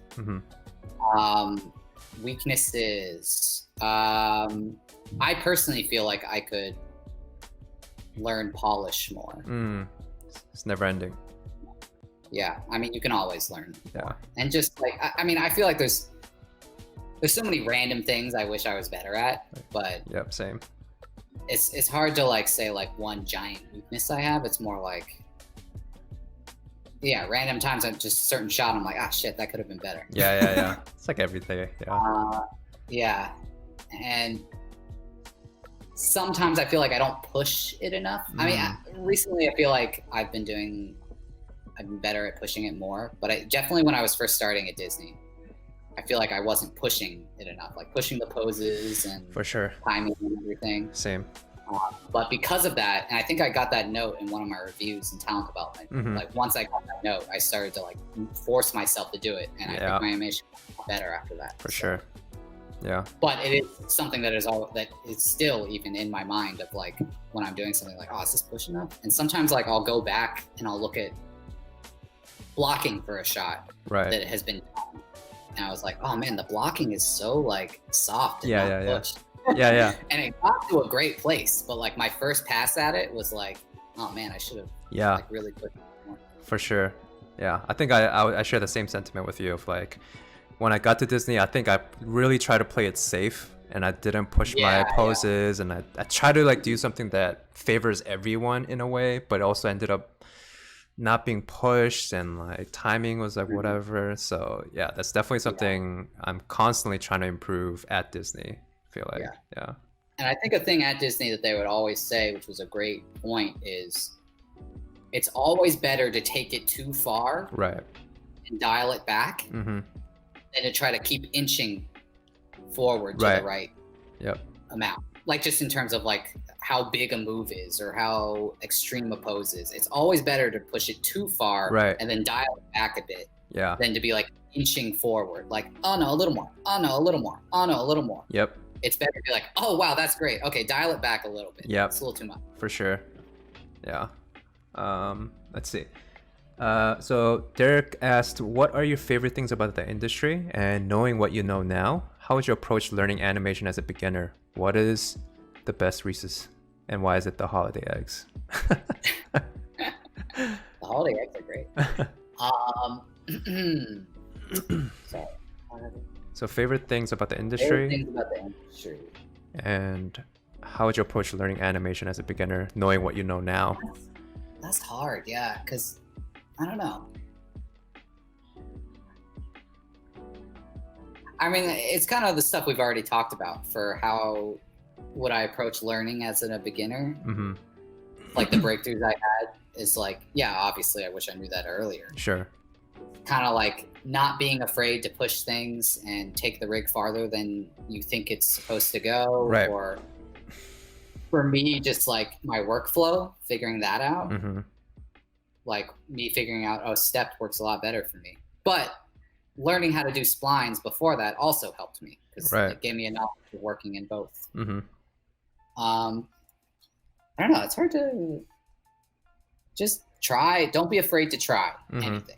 Sure. That's what I would say. I think, yeah, that's the biggest thing is don't be like afraid that like you're going too far or whatever. Just don't be afraid to try anything. 'Cause every time you try something new, you're going to learn. And if you keep playing it safe, you won't as much. Favorite things about the industry. I think I love that the industry is pretty small in terms of like everybody knows everybody pretty much. Sure. And it could be the scary thing too. Yeah, also scary. Don't be an asshole because the whole industry will find out. Yep. And it'll be hard for you to get a job. Agreed. Yep. But usually the people who are assholes can't hide it. This is true. Yeah, it's nice though because just like even now, like going to a different studio, like I'm about to start at Dreamworks, but like I have people I know over there who are at Disney before. People who I know are also starting there that I've known. So it's kind of nice because it never really feels like when you go somewhere new that it's completely new. Right. I mean, there will be certain, like if you go to a smaller studio, I'm sure. But even then you'll meet people who'll be like, oh, hey, did you know this person at Disney? Like I'm real good friends with them. So it's kind of like the community is everyone is kind of connected through for sure. You know, friends of friends and whatever. And yeah. That's the cool thing about it that I like. Yeah, agreed. Yeah. Let's see. Things I don't like are like the corporate side of it. Oh, for sure. We can go on and on about that. Yeah. Yeah. But that's just every studio is gonna have that. Oh, for sure. Yeah. All studios have pros and cons. Let's see. Are there any tools outside of animation or even in the art world that you use to help with animation? And when you struggle with the shot, what are some ways to help you power through? And why did you want to become an animator in the first place? So the 3 questions. So you can one by one. Got it. Tools outside of animation. Or even within art. I guess something that inspires you maybe too, or anything. I mean, for me, like inspiring is like other animation I find inspiring. Which a lot of it is like 2D. I like anime has a lot of really cool action stuff in it, which is really inspiring that I wish 3D studios would push and do that kind of stuff more. Sure. I feel like they do. Yeah. But when I see that kind of stuff, it inspires me a lot. I'm like, oh shit, that's awesome. Yeah. But yeah, just seeing like other animation from other studios, and I'm like, wow, that was really cool. That inspires me a lot to try new stuff, push things more. Sure. When I struggle with a shot, what are some of the ways to help me power through? Yeah, I mean, this can be different, obviously, for every shot, because every shot's going to have different problems. Sure. For me, if there's, like, say, like a certain body mechanic or something that I can't get, and it's, like, not working, or performance, I'll just, like, delete that section and start over on that section. If I, like, can't get it. It's, like, so, like, cluttered with my attempts of getting it right that sometimes I just need like a fresh slate. Yep. That doesn't happen a lot, and it's usually just for like a small section of an animation. I don't think I've ever like deleted a whole shot. Sure. I did in school because school I didn't know what I was doing. Yeah. But at Disney, I don't think there was ever a shot that I just deleted everything. But yeah. But yeah, sometimes there's like a certain move or something, and a lot of times that has helped me where like I'm like, oh, I can't get this move right, like it's not working, the mechanics are not working, and then just for that section that's not working, I'll just delete the keys. It's kind of floating between the pose, but then because it's like cleared out, I can kind of like see it more clearly. Yeah. I'll look back at reference, or I'll refilm reference for that part. Yeah. That's another thing that I do. If like say because of notes or whatever, the performance changes or mechanics change of what's happening. Sometimes I'll just try to do it, but if it's not working and I can't get it, I'll refilm reference just for that section. Right. And reblock it in. Yeah. And that works most of the time. Yeah. Pretty much every time. Yeah. And yeah, sometimes you just gotta power through. Sure. Yeah, it's just like, get some fresh eyes on it too is a great thing. For sure. If you can't figure it out, just be like in our office, I'd be like, Alex, Sean, like, can't figure this out. What would you guys do?" Yeah. Which is great, because then they could suggest something and then they're like, oh man, it's so obvious now. But Yeah. you know, sometimes you're just so, Like you know, you've gotten so many notes on it or whatever that you need fresh eyes. Yeah. Which is great. Yeah, I agree. Yeah, you definitely get like a tunnel vision when you just start. Yeah, tunnel vision is a real thing. Yeah. Yeah, for sure. So this is the classic question of like, why did you want to become an animator in the first place? Because I was a weird story, because most people I feel like I've talked to have been like, I wanted to be an animator since I was a wee child. And I'm like, Yeah. that wasn't the case for me. I always like loved animation and cartoons, but I think I just never really thought of it as a possible career choice. Mm-hmm. It was one of those things of like, there's like, oh, people do that as a job? Yeah, I yeah. could do that? Yeah. So like I went through like life like not knowing it was even an option. Sure. And then I was applying to college and I was like, I liked drawing and stuff, and Sure. I liked animation and things. I was like, I guess I'll do architecture. I think that's what my like career guidance person told me to do. So then I did that, and I got an architecture school, Yeah. and it sucked.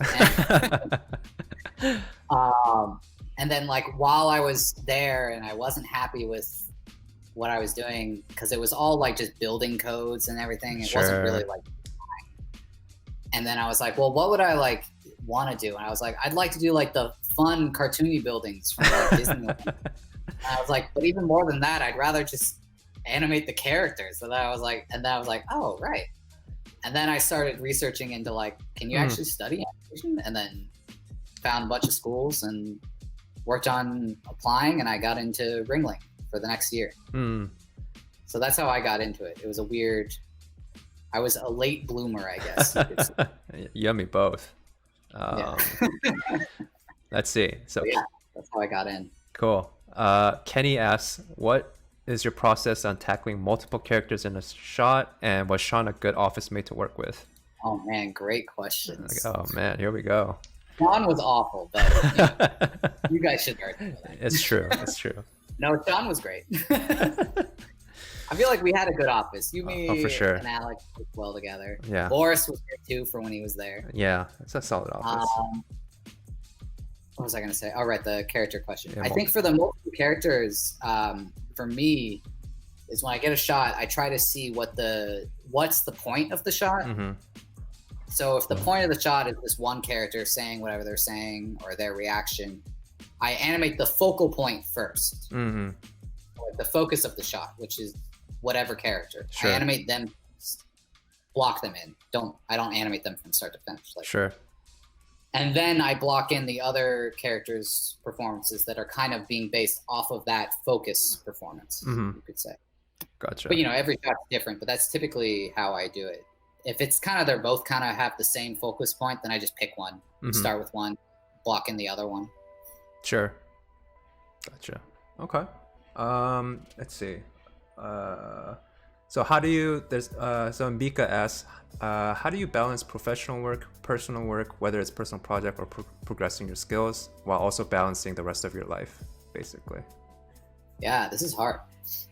Good question. Typically, like, the way I see it is like, work is work, and it stays at work. So like, once I leave and go home, I'm done. Like, I don't want to like, I don't stress. I try not to stress about whatever. I mean, obviously, if like you're struggling on a shot or anything, you're going to be thinking about it a bit. But I typically like the way, like once I'm at the building, I'm gone to like come back the next day. Yeah. And I think that helps to kind of like separate. Like, don't have your life revolve around your job. For sure. Try to like, once you get out of the building, like you're not on the clock. Don't relax. Do whatever you want to do to recharge. And that's another thing is make sure you're like recharging. Like if you're just constantly stressing about work and keep thinking about it when you go home and everything, I feel like you're not going to be fresh and you're not going to have as good ideas and you're not going to be as well rested. Yeah. So try to like get away from work once you leave, go home, For sure. then come back to it. Again, also like if you're just super excited about it and like pumped about it and you're like, oh man, I'm just really like, that's a good thing. And if hey, you want to like keep thinking of ideas when you go home, I'm not saying you're not allowed to do that. But don't stress yourself out over it. For sure. Personal work, for me, it comes and goes. Like I'll go through phases of like working really hard on my personal stuff and other phases where I don't do anything for months. I feel you. And I think that's part of like, I'm trying, like, I don't want to like make it feel like I have to do it because I'm doing it for fun. Yeah. Like my personal work is for me. So I do it when I feel like it. Sure. And I think that is an important thing, is to not like feel like, don't put pressure on yourself. For sure. So like, you're going to burn yourself out. And especially like at Disney, like we would have this crazy overtime. During the summer, we would have months of crazy overtime for each film. So it's like, when I was doing that, I would do zero personal work. I'm animating like 12 hours a day. I'm exhausted. When I go home, I'm chilling. Right. I'm not working at all. I don't even go near my computer. Yeah. Because it's important to, especially to get through those overtimes, to get what relaxation you can when you can. Also, like, and yeah, balancing the rest of your life is important. Like, don't sacrifice like friends and family for your job when you don't need to. Right. Yeah. You know?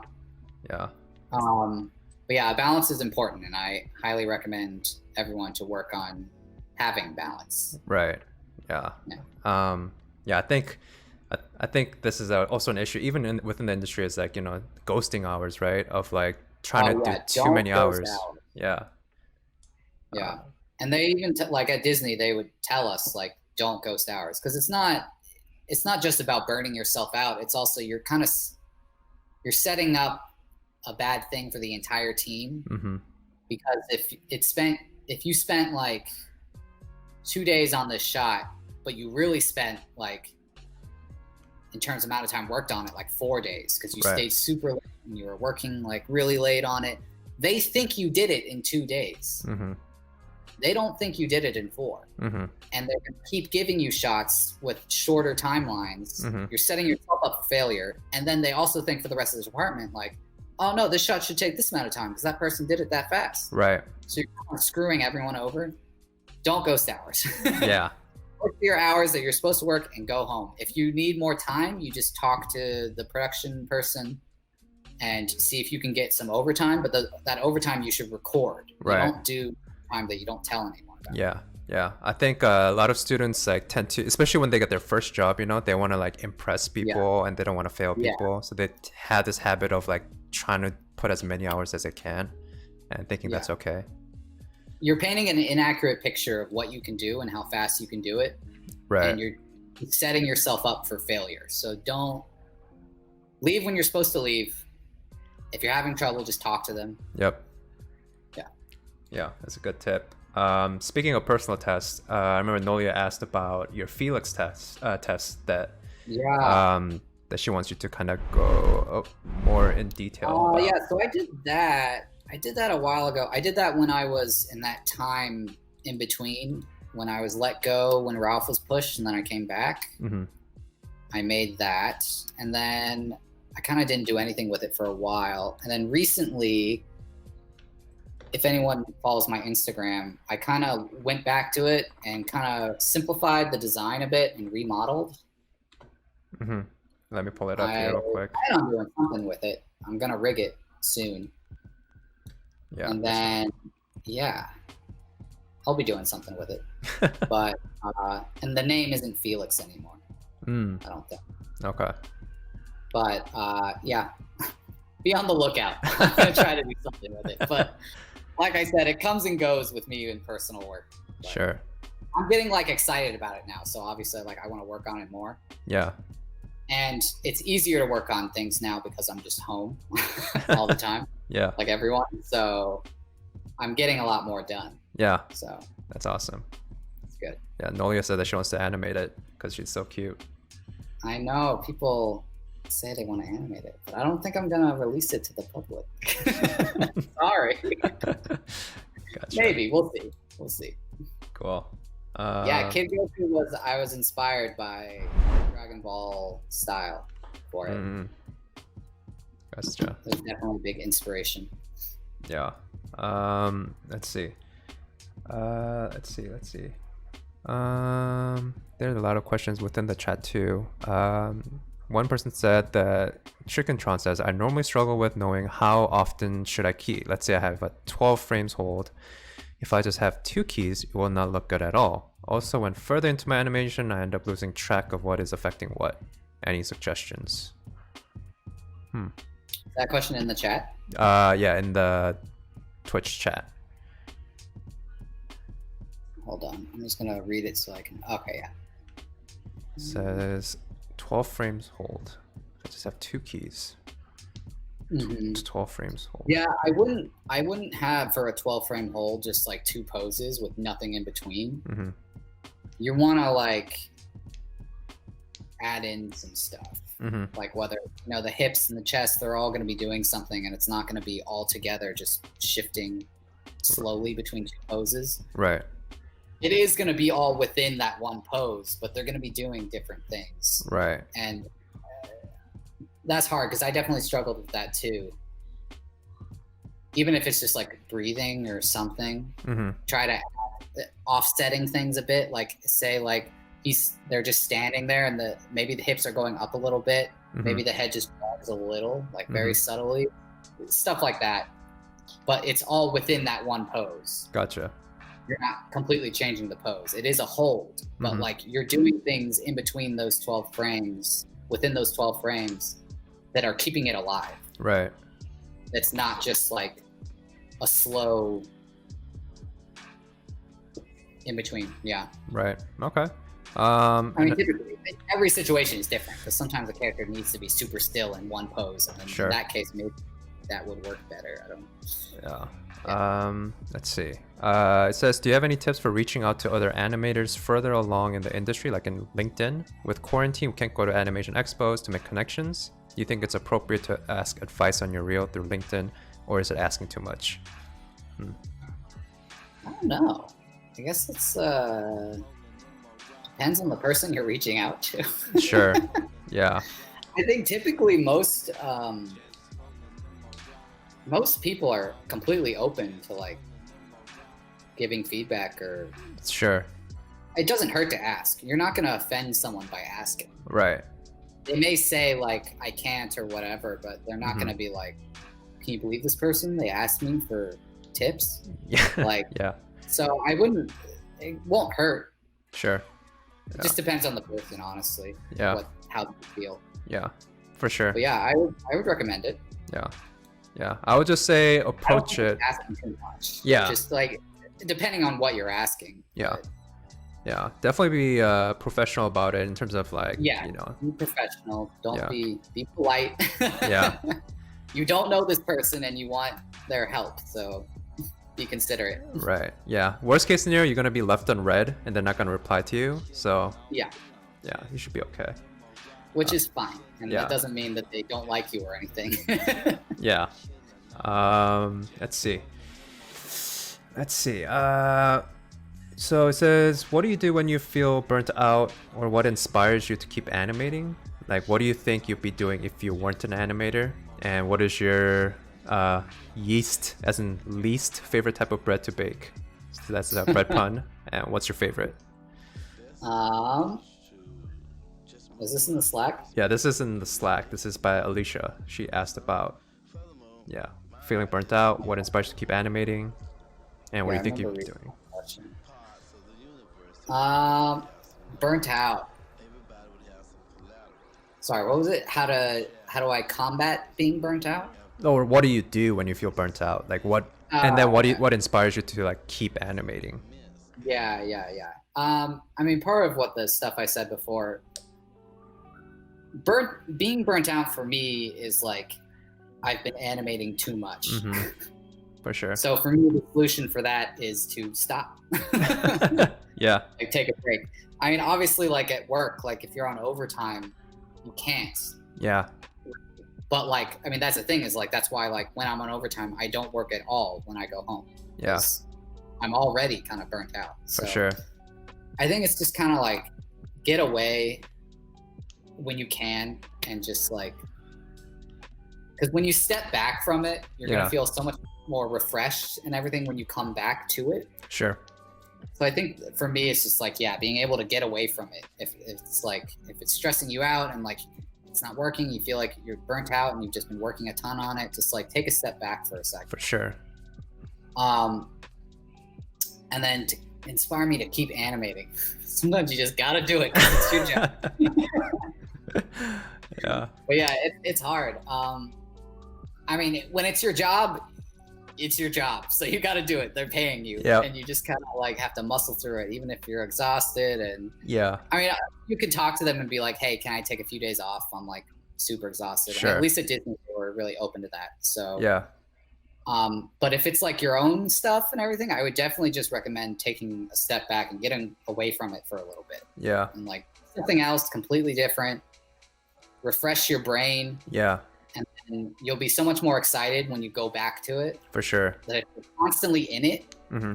you're gonna get burnt out, and you're gonna get like tunnel vision, and you're gonna get tired of it. You're not gonna be able to see the solutions as well. For sure. And stepping back is a great solution Yeah. from my experience. Yeah, I think that's what I also tell the students at KYOSIL.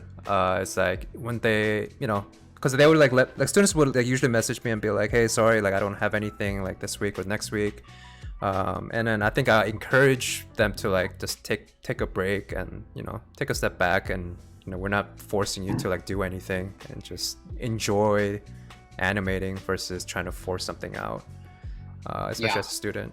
So, Definitely nice. Let's see. Have you ever had a situation where you found it difficult to keep track of all the keys you have set on a character? Yes. It's part of the way I work too. Yes and no. Because the way I work is when I key like for a pose, I key the whole body, every control. But I only animate certain controls, and I try to like limit it as much as I can. Mm-hmm. Main controls you're supposed to be animating. Yeah. So I know that like all these sub controls don't have any animation on it. Yeah. And that's another thing is when I start, I delete the layout animation, because a lot of times the layout animation will have random keys on random controls that I would never use normally. Right. And if that stays on there, that's going to cause weird hitches and things. Mm-hmm. And for me, it's just kind of keeping track of like, if I do animate a control I don't normally animate, just try to remember. Mm-hmm. Sometimes you forget, and then you're like, what the heck is causing this like weird click? And then you're like, oh, right. I have a key on this random control I usually never use. And then you just gotta investigate what's causing the problem. But typically, I don't find it too hard to keep track of it, just because the way I animate is very like structural, where it's like, I know on every frame I have keys, it's all the keys. Yeah. So I'm not like offsetting like, oh, this one key is just the chest. Sure. It's like, I know I have a key on every part of the control, and so the whole pose is moving on that new frame. Sure. So for me, that makes me help wrap my head around it. Sure. And keep track of things better. Yeah. Because if I start shifting things, I'm like, where is this head move? I don't know which key it's on. I know like every keys, there's a key on the head, so I know like where to find the problems and everything. Gotcha. Cool. That makes sense. Yeah. Makes sense for me. Okay, we'll do like a few more questions and then we'll end it. Let's see. If Toby asks, what is your favorite animation? Anything like when learning animation, what was your biggest light bulb moment for you? And if you could give one advice for students, what would that be? There's like 4 questions. I'm sure you can see that in the Slack, so you can answer it as you go. And then, what is your process for coming up with stories and character beats? And what is your favorite character of all time? Okay, I think, I don't know. Favorite animation is hard because animation has so many different types. Yeah. I say like my favorite Disney film is Lilo and Stitch. But that's just like Disney film. I have lots of other animations that I like just as much, maybe more. Sure. But it's hard to think of everything right now. That's fine. There's lots of like action animes and stuff that I like that are cool. Yeah.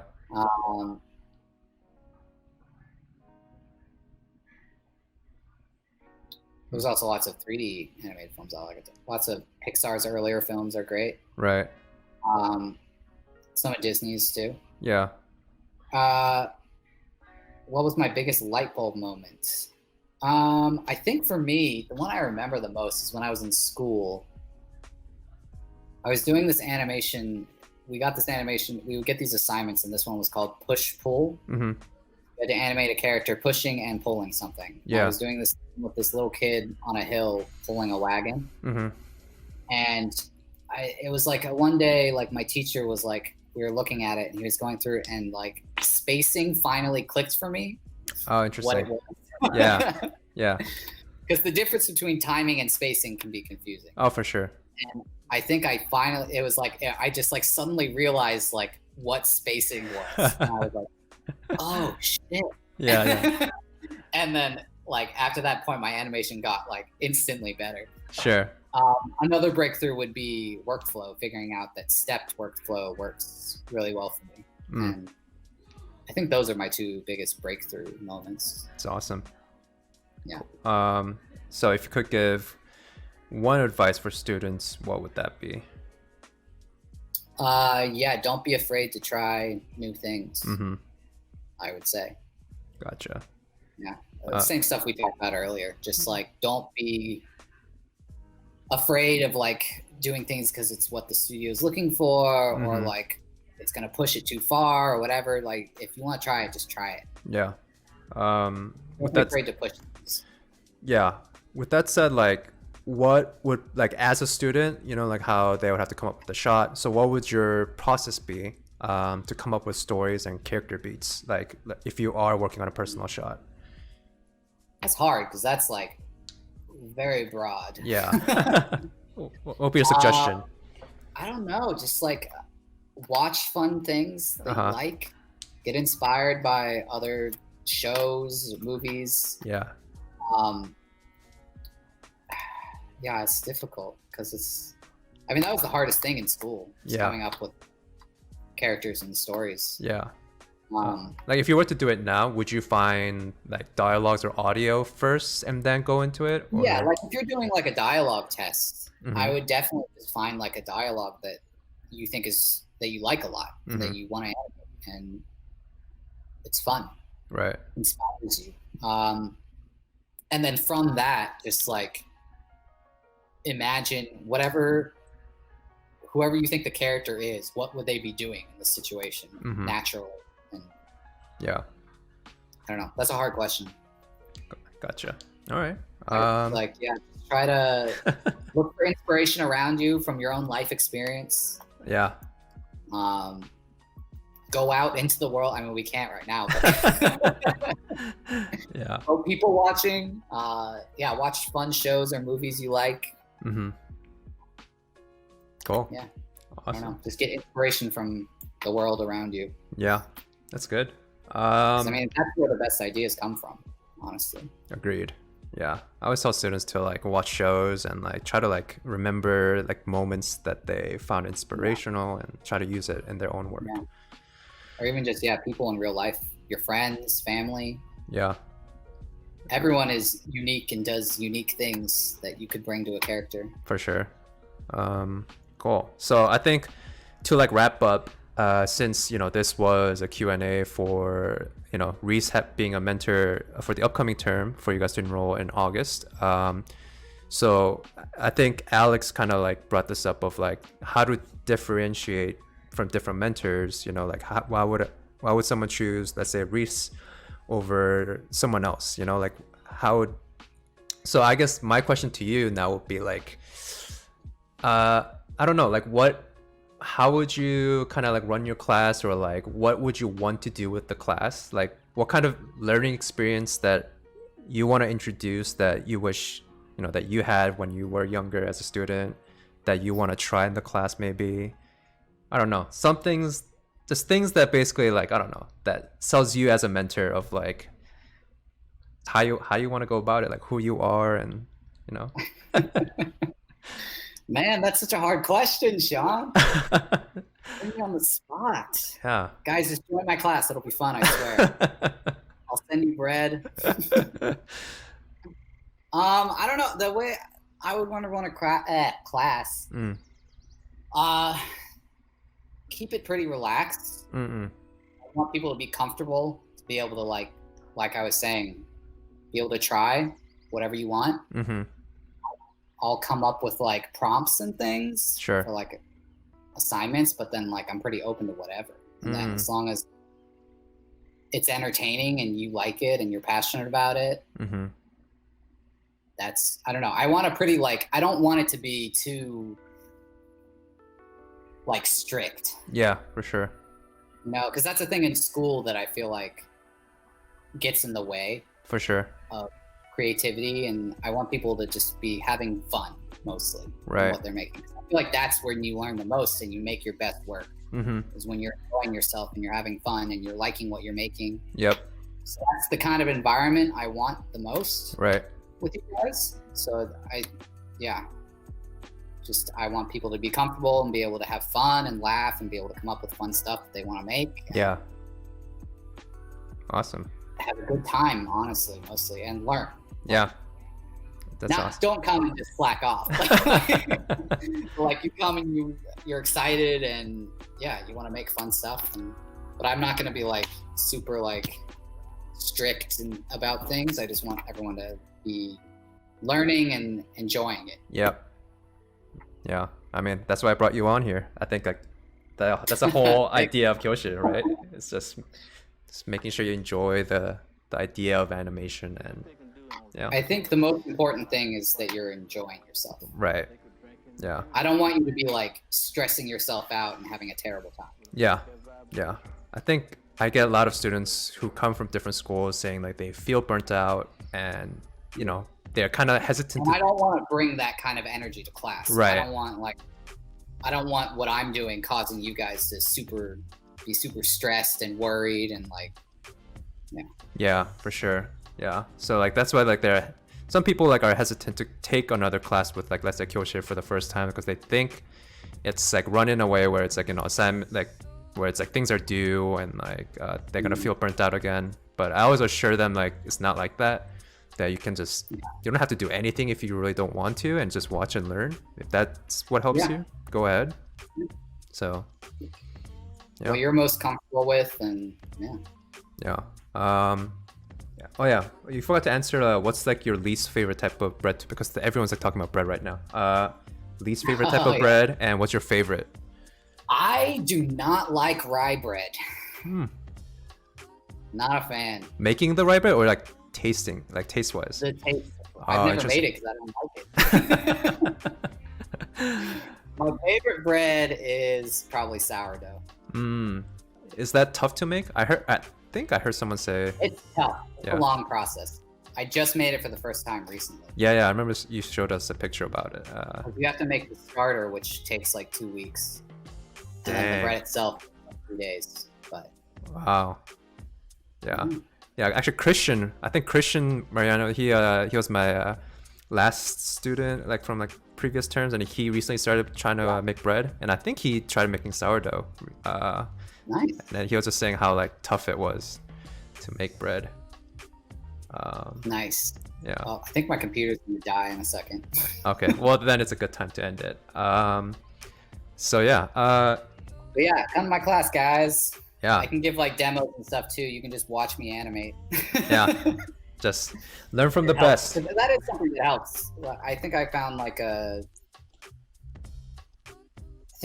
I went to Disney, there was like a video of like one of the animators just going through their process, and they just animated a shot. And that helped me figure out my workflow a lot. For sure. So I can do that too. We can watch cool things, give you assignments to do. Yeah. Sure. Yeah. Awesome. Yeah, guys. So enrollment will open in August. So keep a lookout. Check out the website. Follow the Instagram. And yeah. So Reece, I believe he will. I think we're opening up to like 10 seats. I guess because that's what Alex mentioned in his Instagram post. I guess we're having 10 seats. So yeah. 10 guys. Get them while they're hot. Yep. Make sure you guys right out the oven. let folks know about it. let folks know, and then we'll try to do this like Q&A stuff like more often with like different mentors too, and then bring Reece back on again whenever he's free. Yes, 10 seats per tutor. So there will be 6. Is there 6 mentors? 7? I think including me it's 7, right? Reece, Alex, Amanda, Boris, Kim. No, wait, it's 6 total, right? Oh yeah, Franny. Yeah, so it is 7, right? Yeah. Yeah. Enrollment isn't open yet. It will open officially in August. I just want to make sure all the mentors are introduced before I open it up. So I want all of you guys to kind of like spread the word, because a lot of our marketing is just based on word of mouth and trying to be as honest as it can be, not trying to sell you on the idea of like you're gonna get into these like studios just because you took it with us, but rather you just in it to learn it, you know, and you just want to connect with us as mentors, and you know, so yeah, cool. Thanks, guys. Great questions. Yeah. Then with that said, I will see you guys later. Cool. Bye, guys. This Bye, was guys. great. Bye, guys. Hope to see you. See you guys. Bye.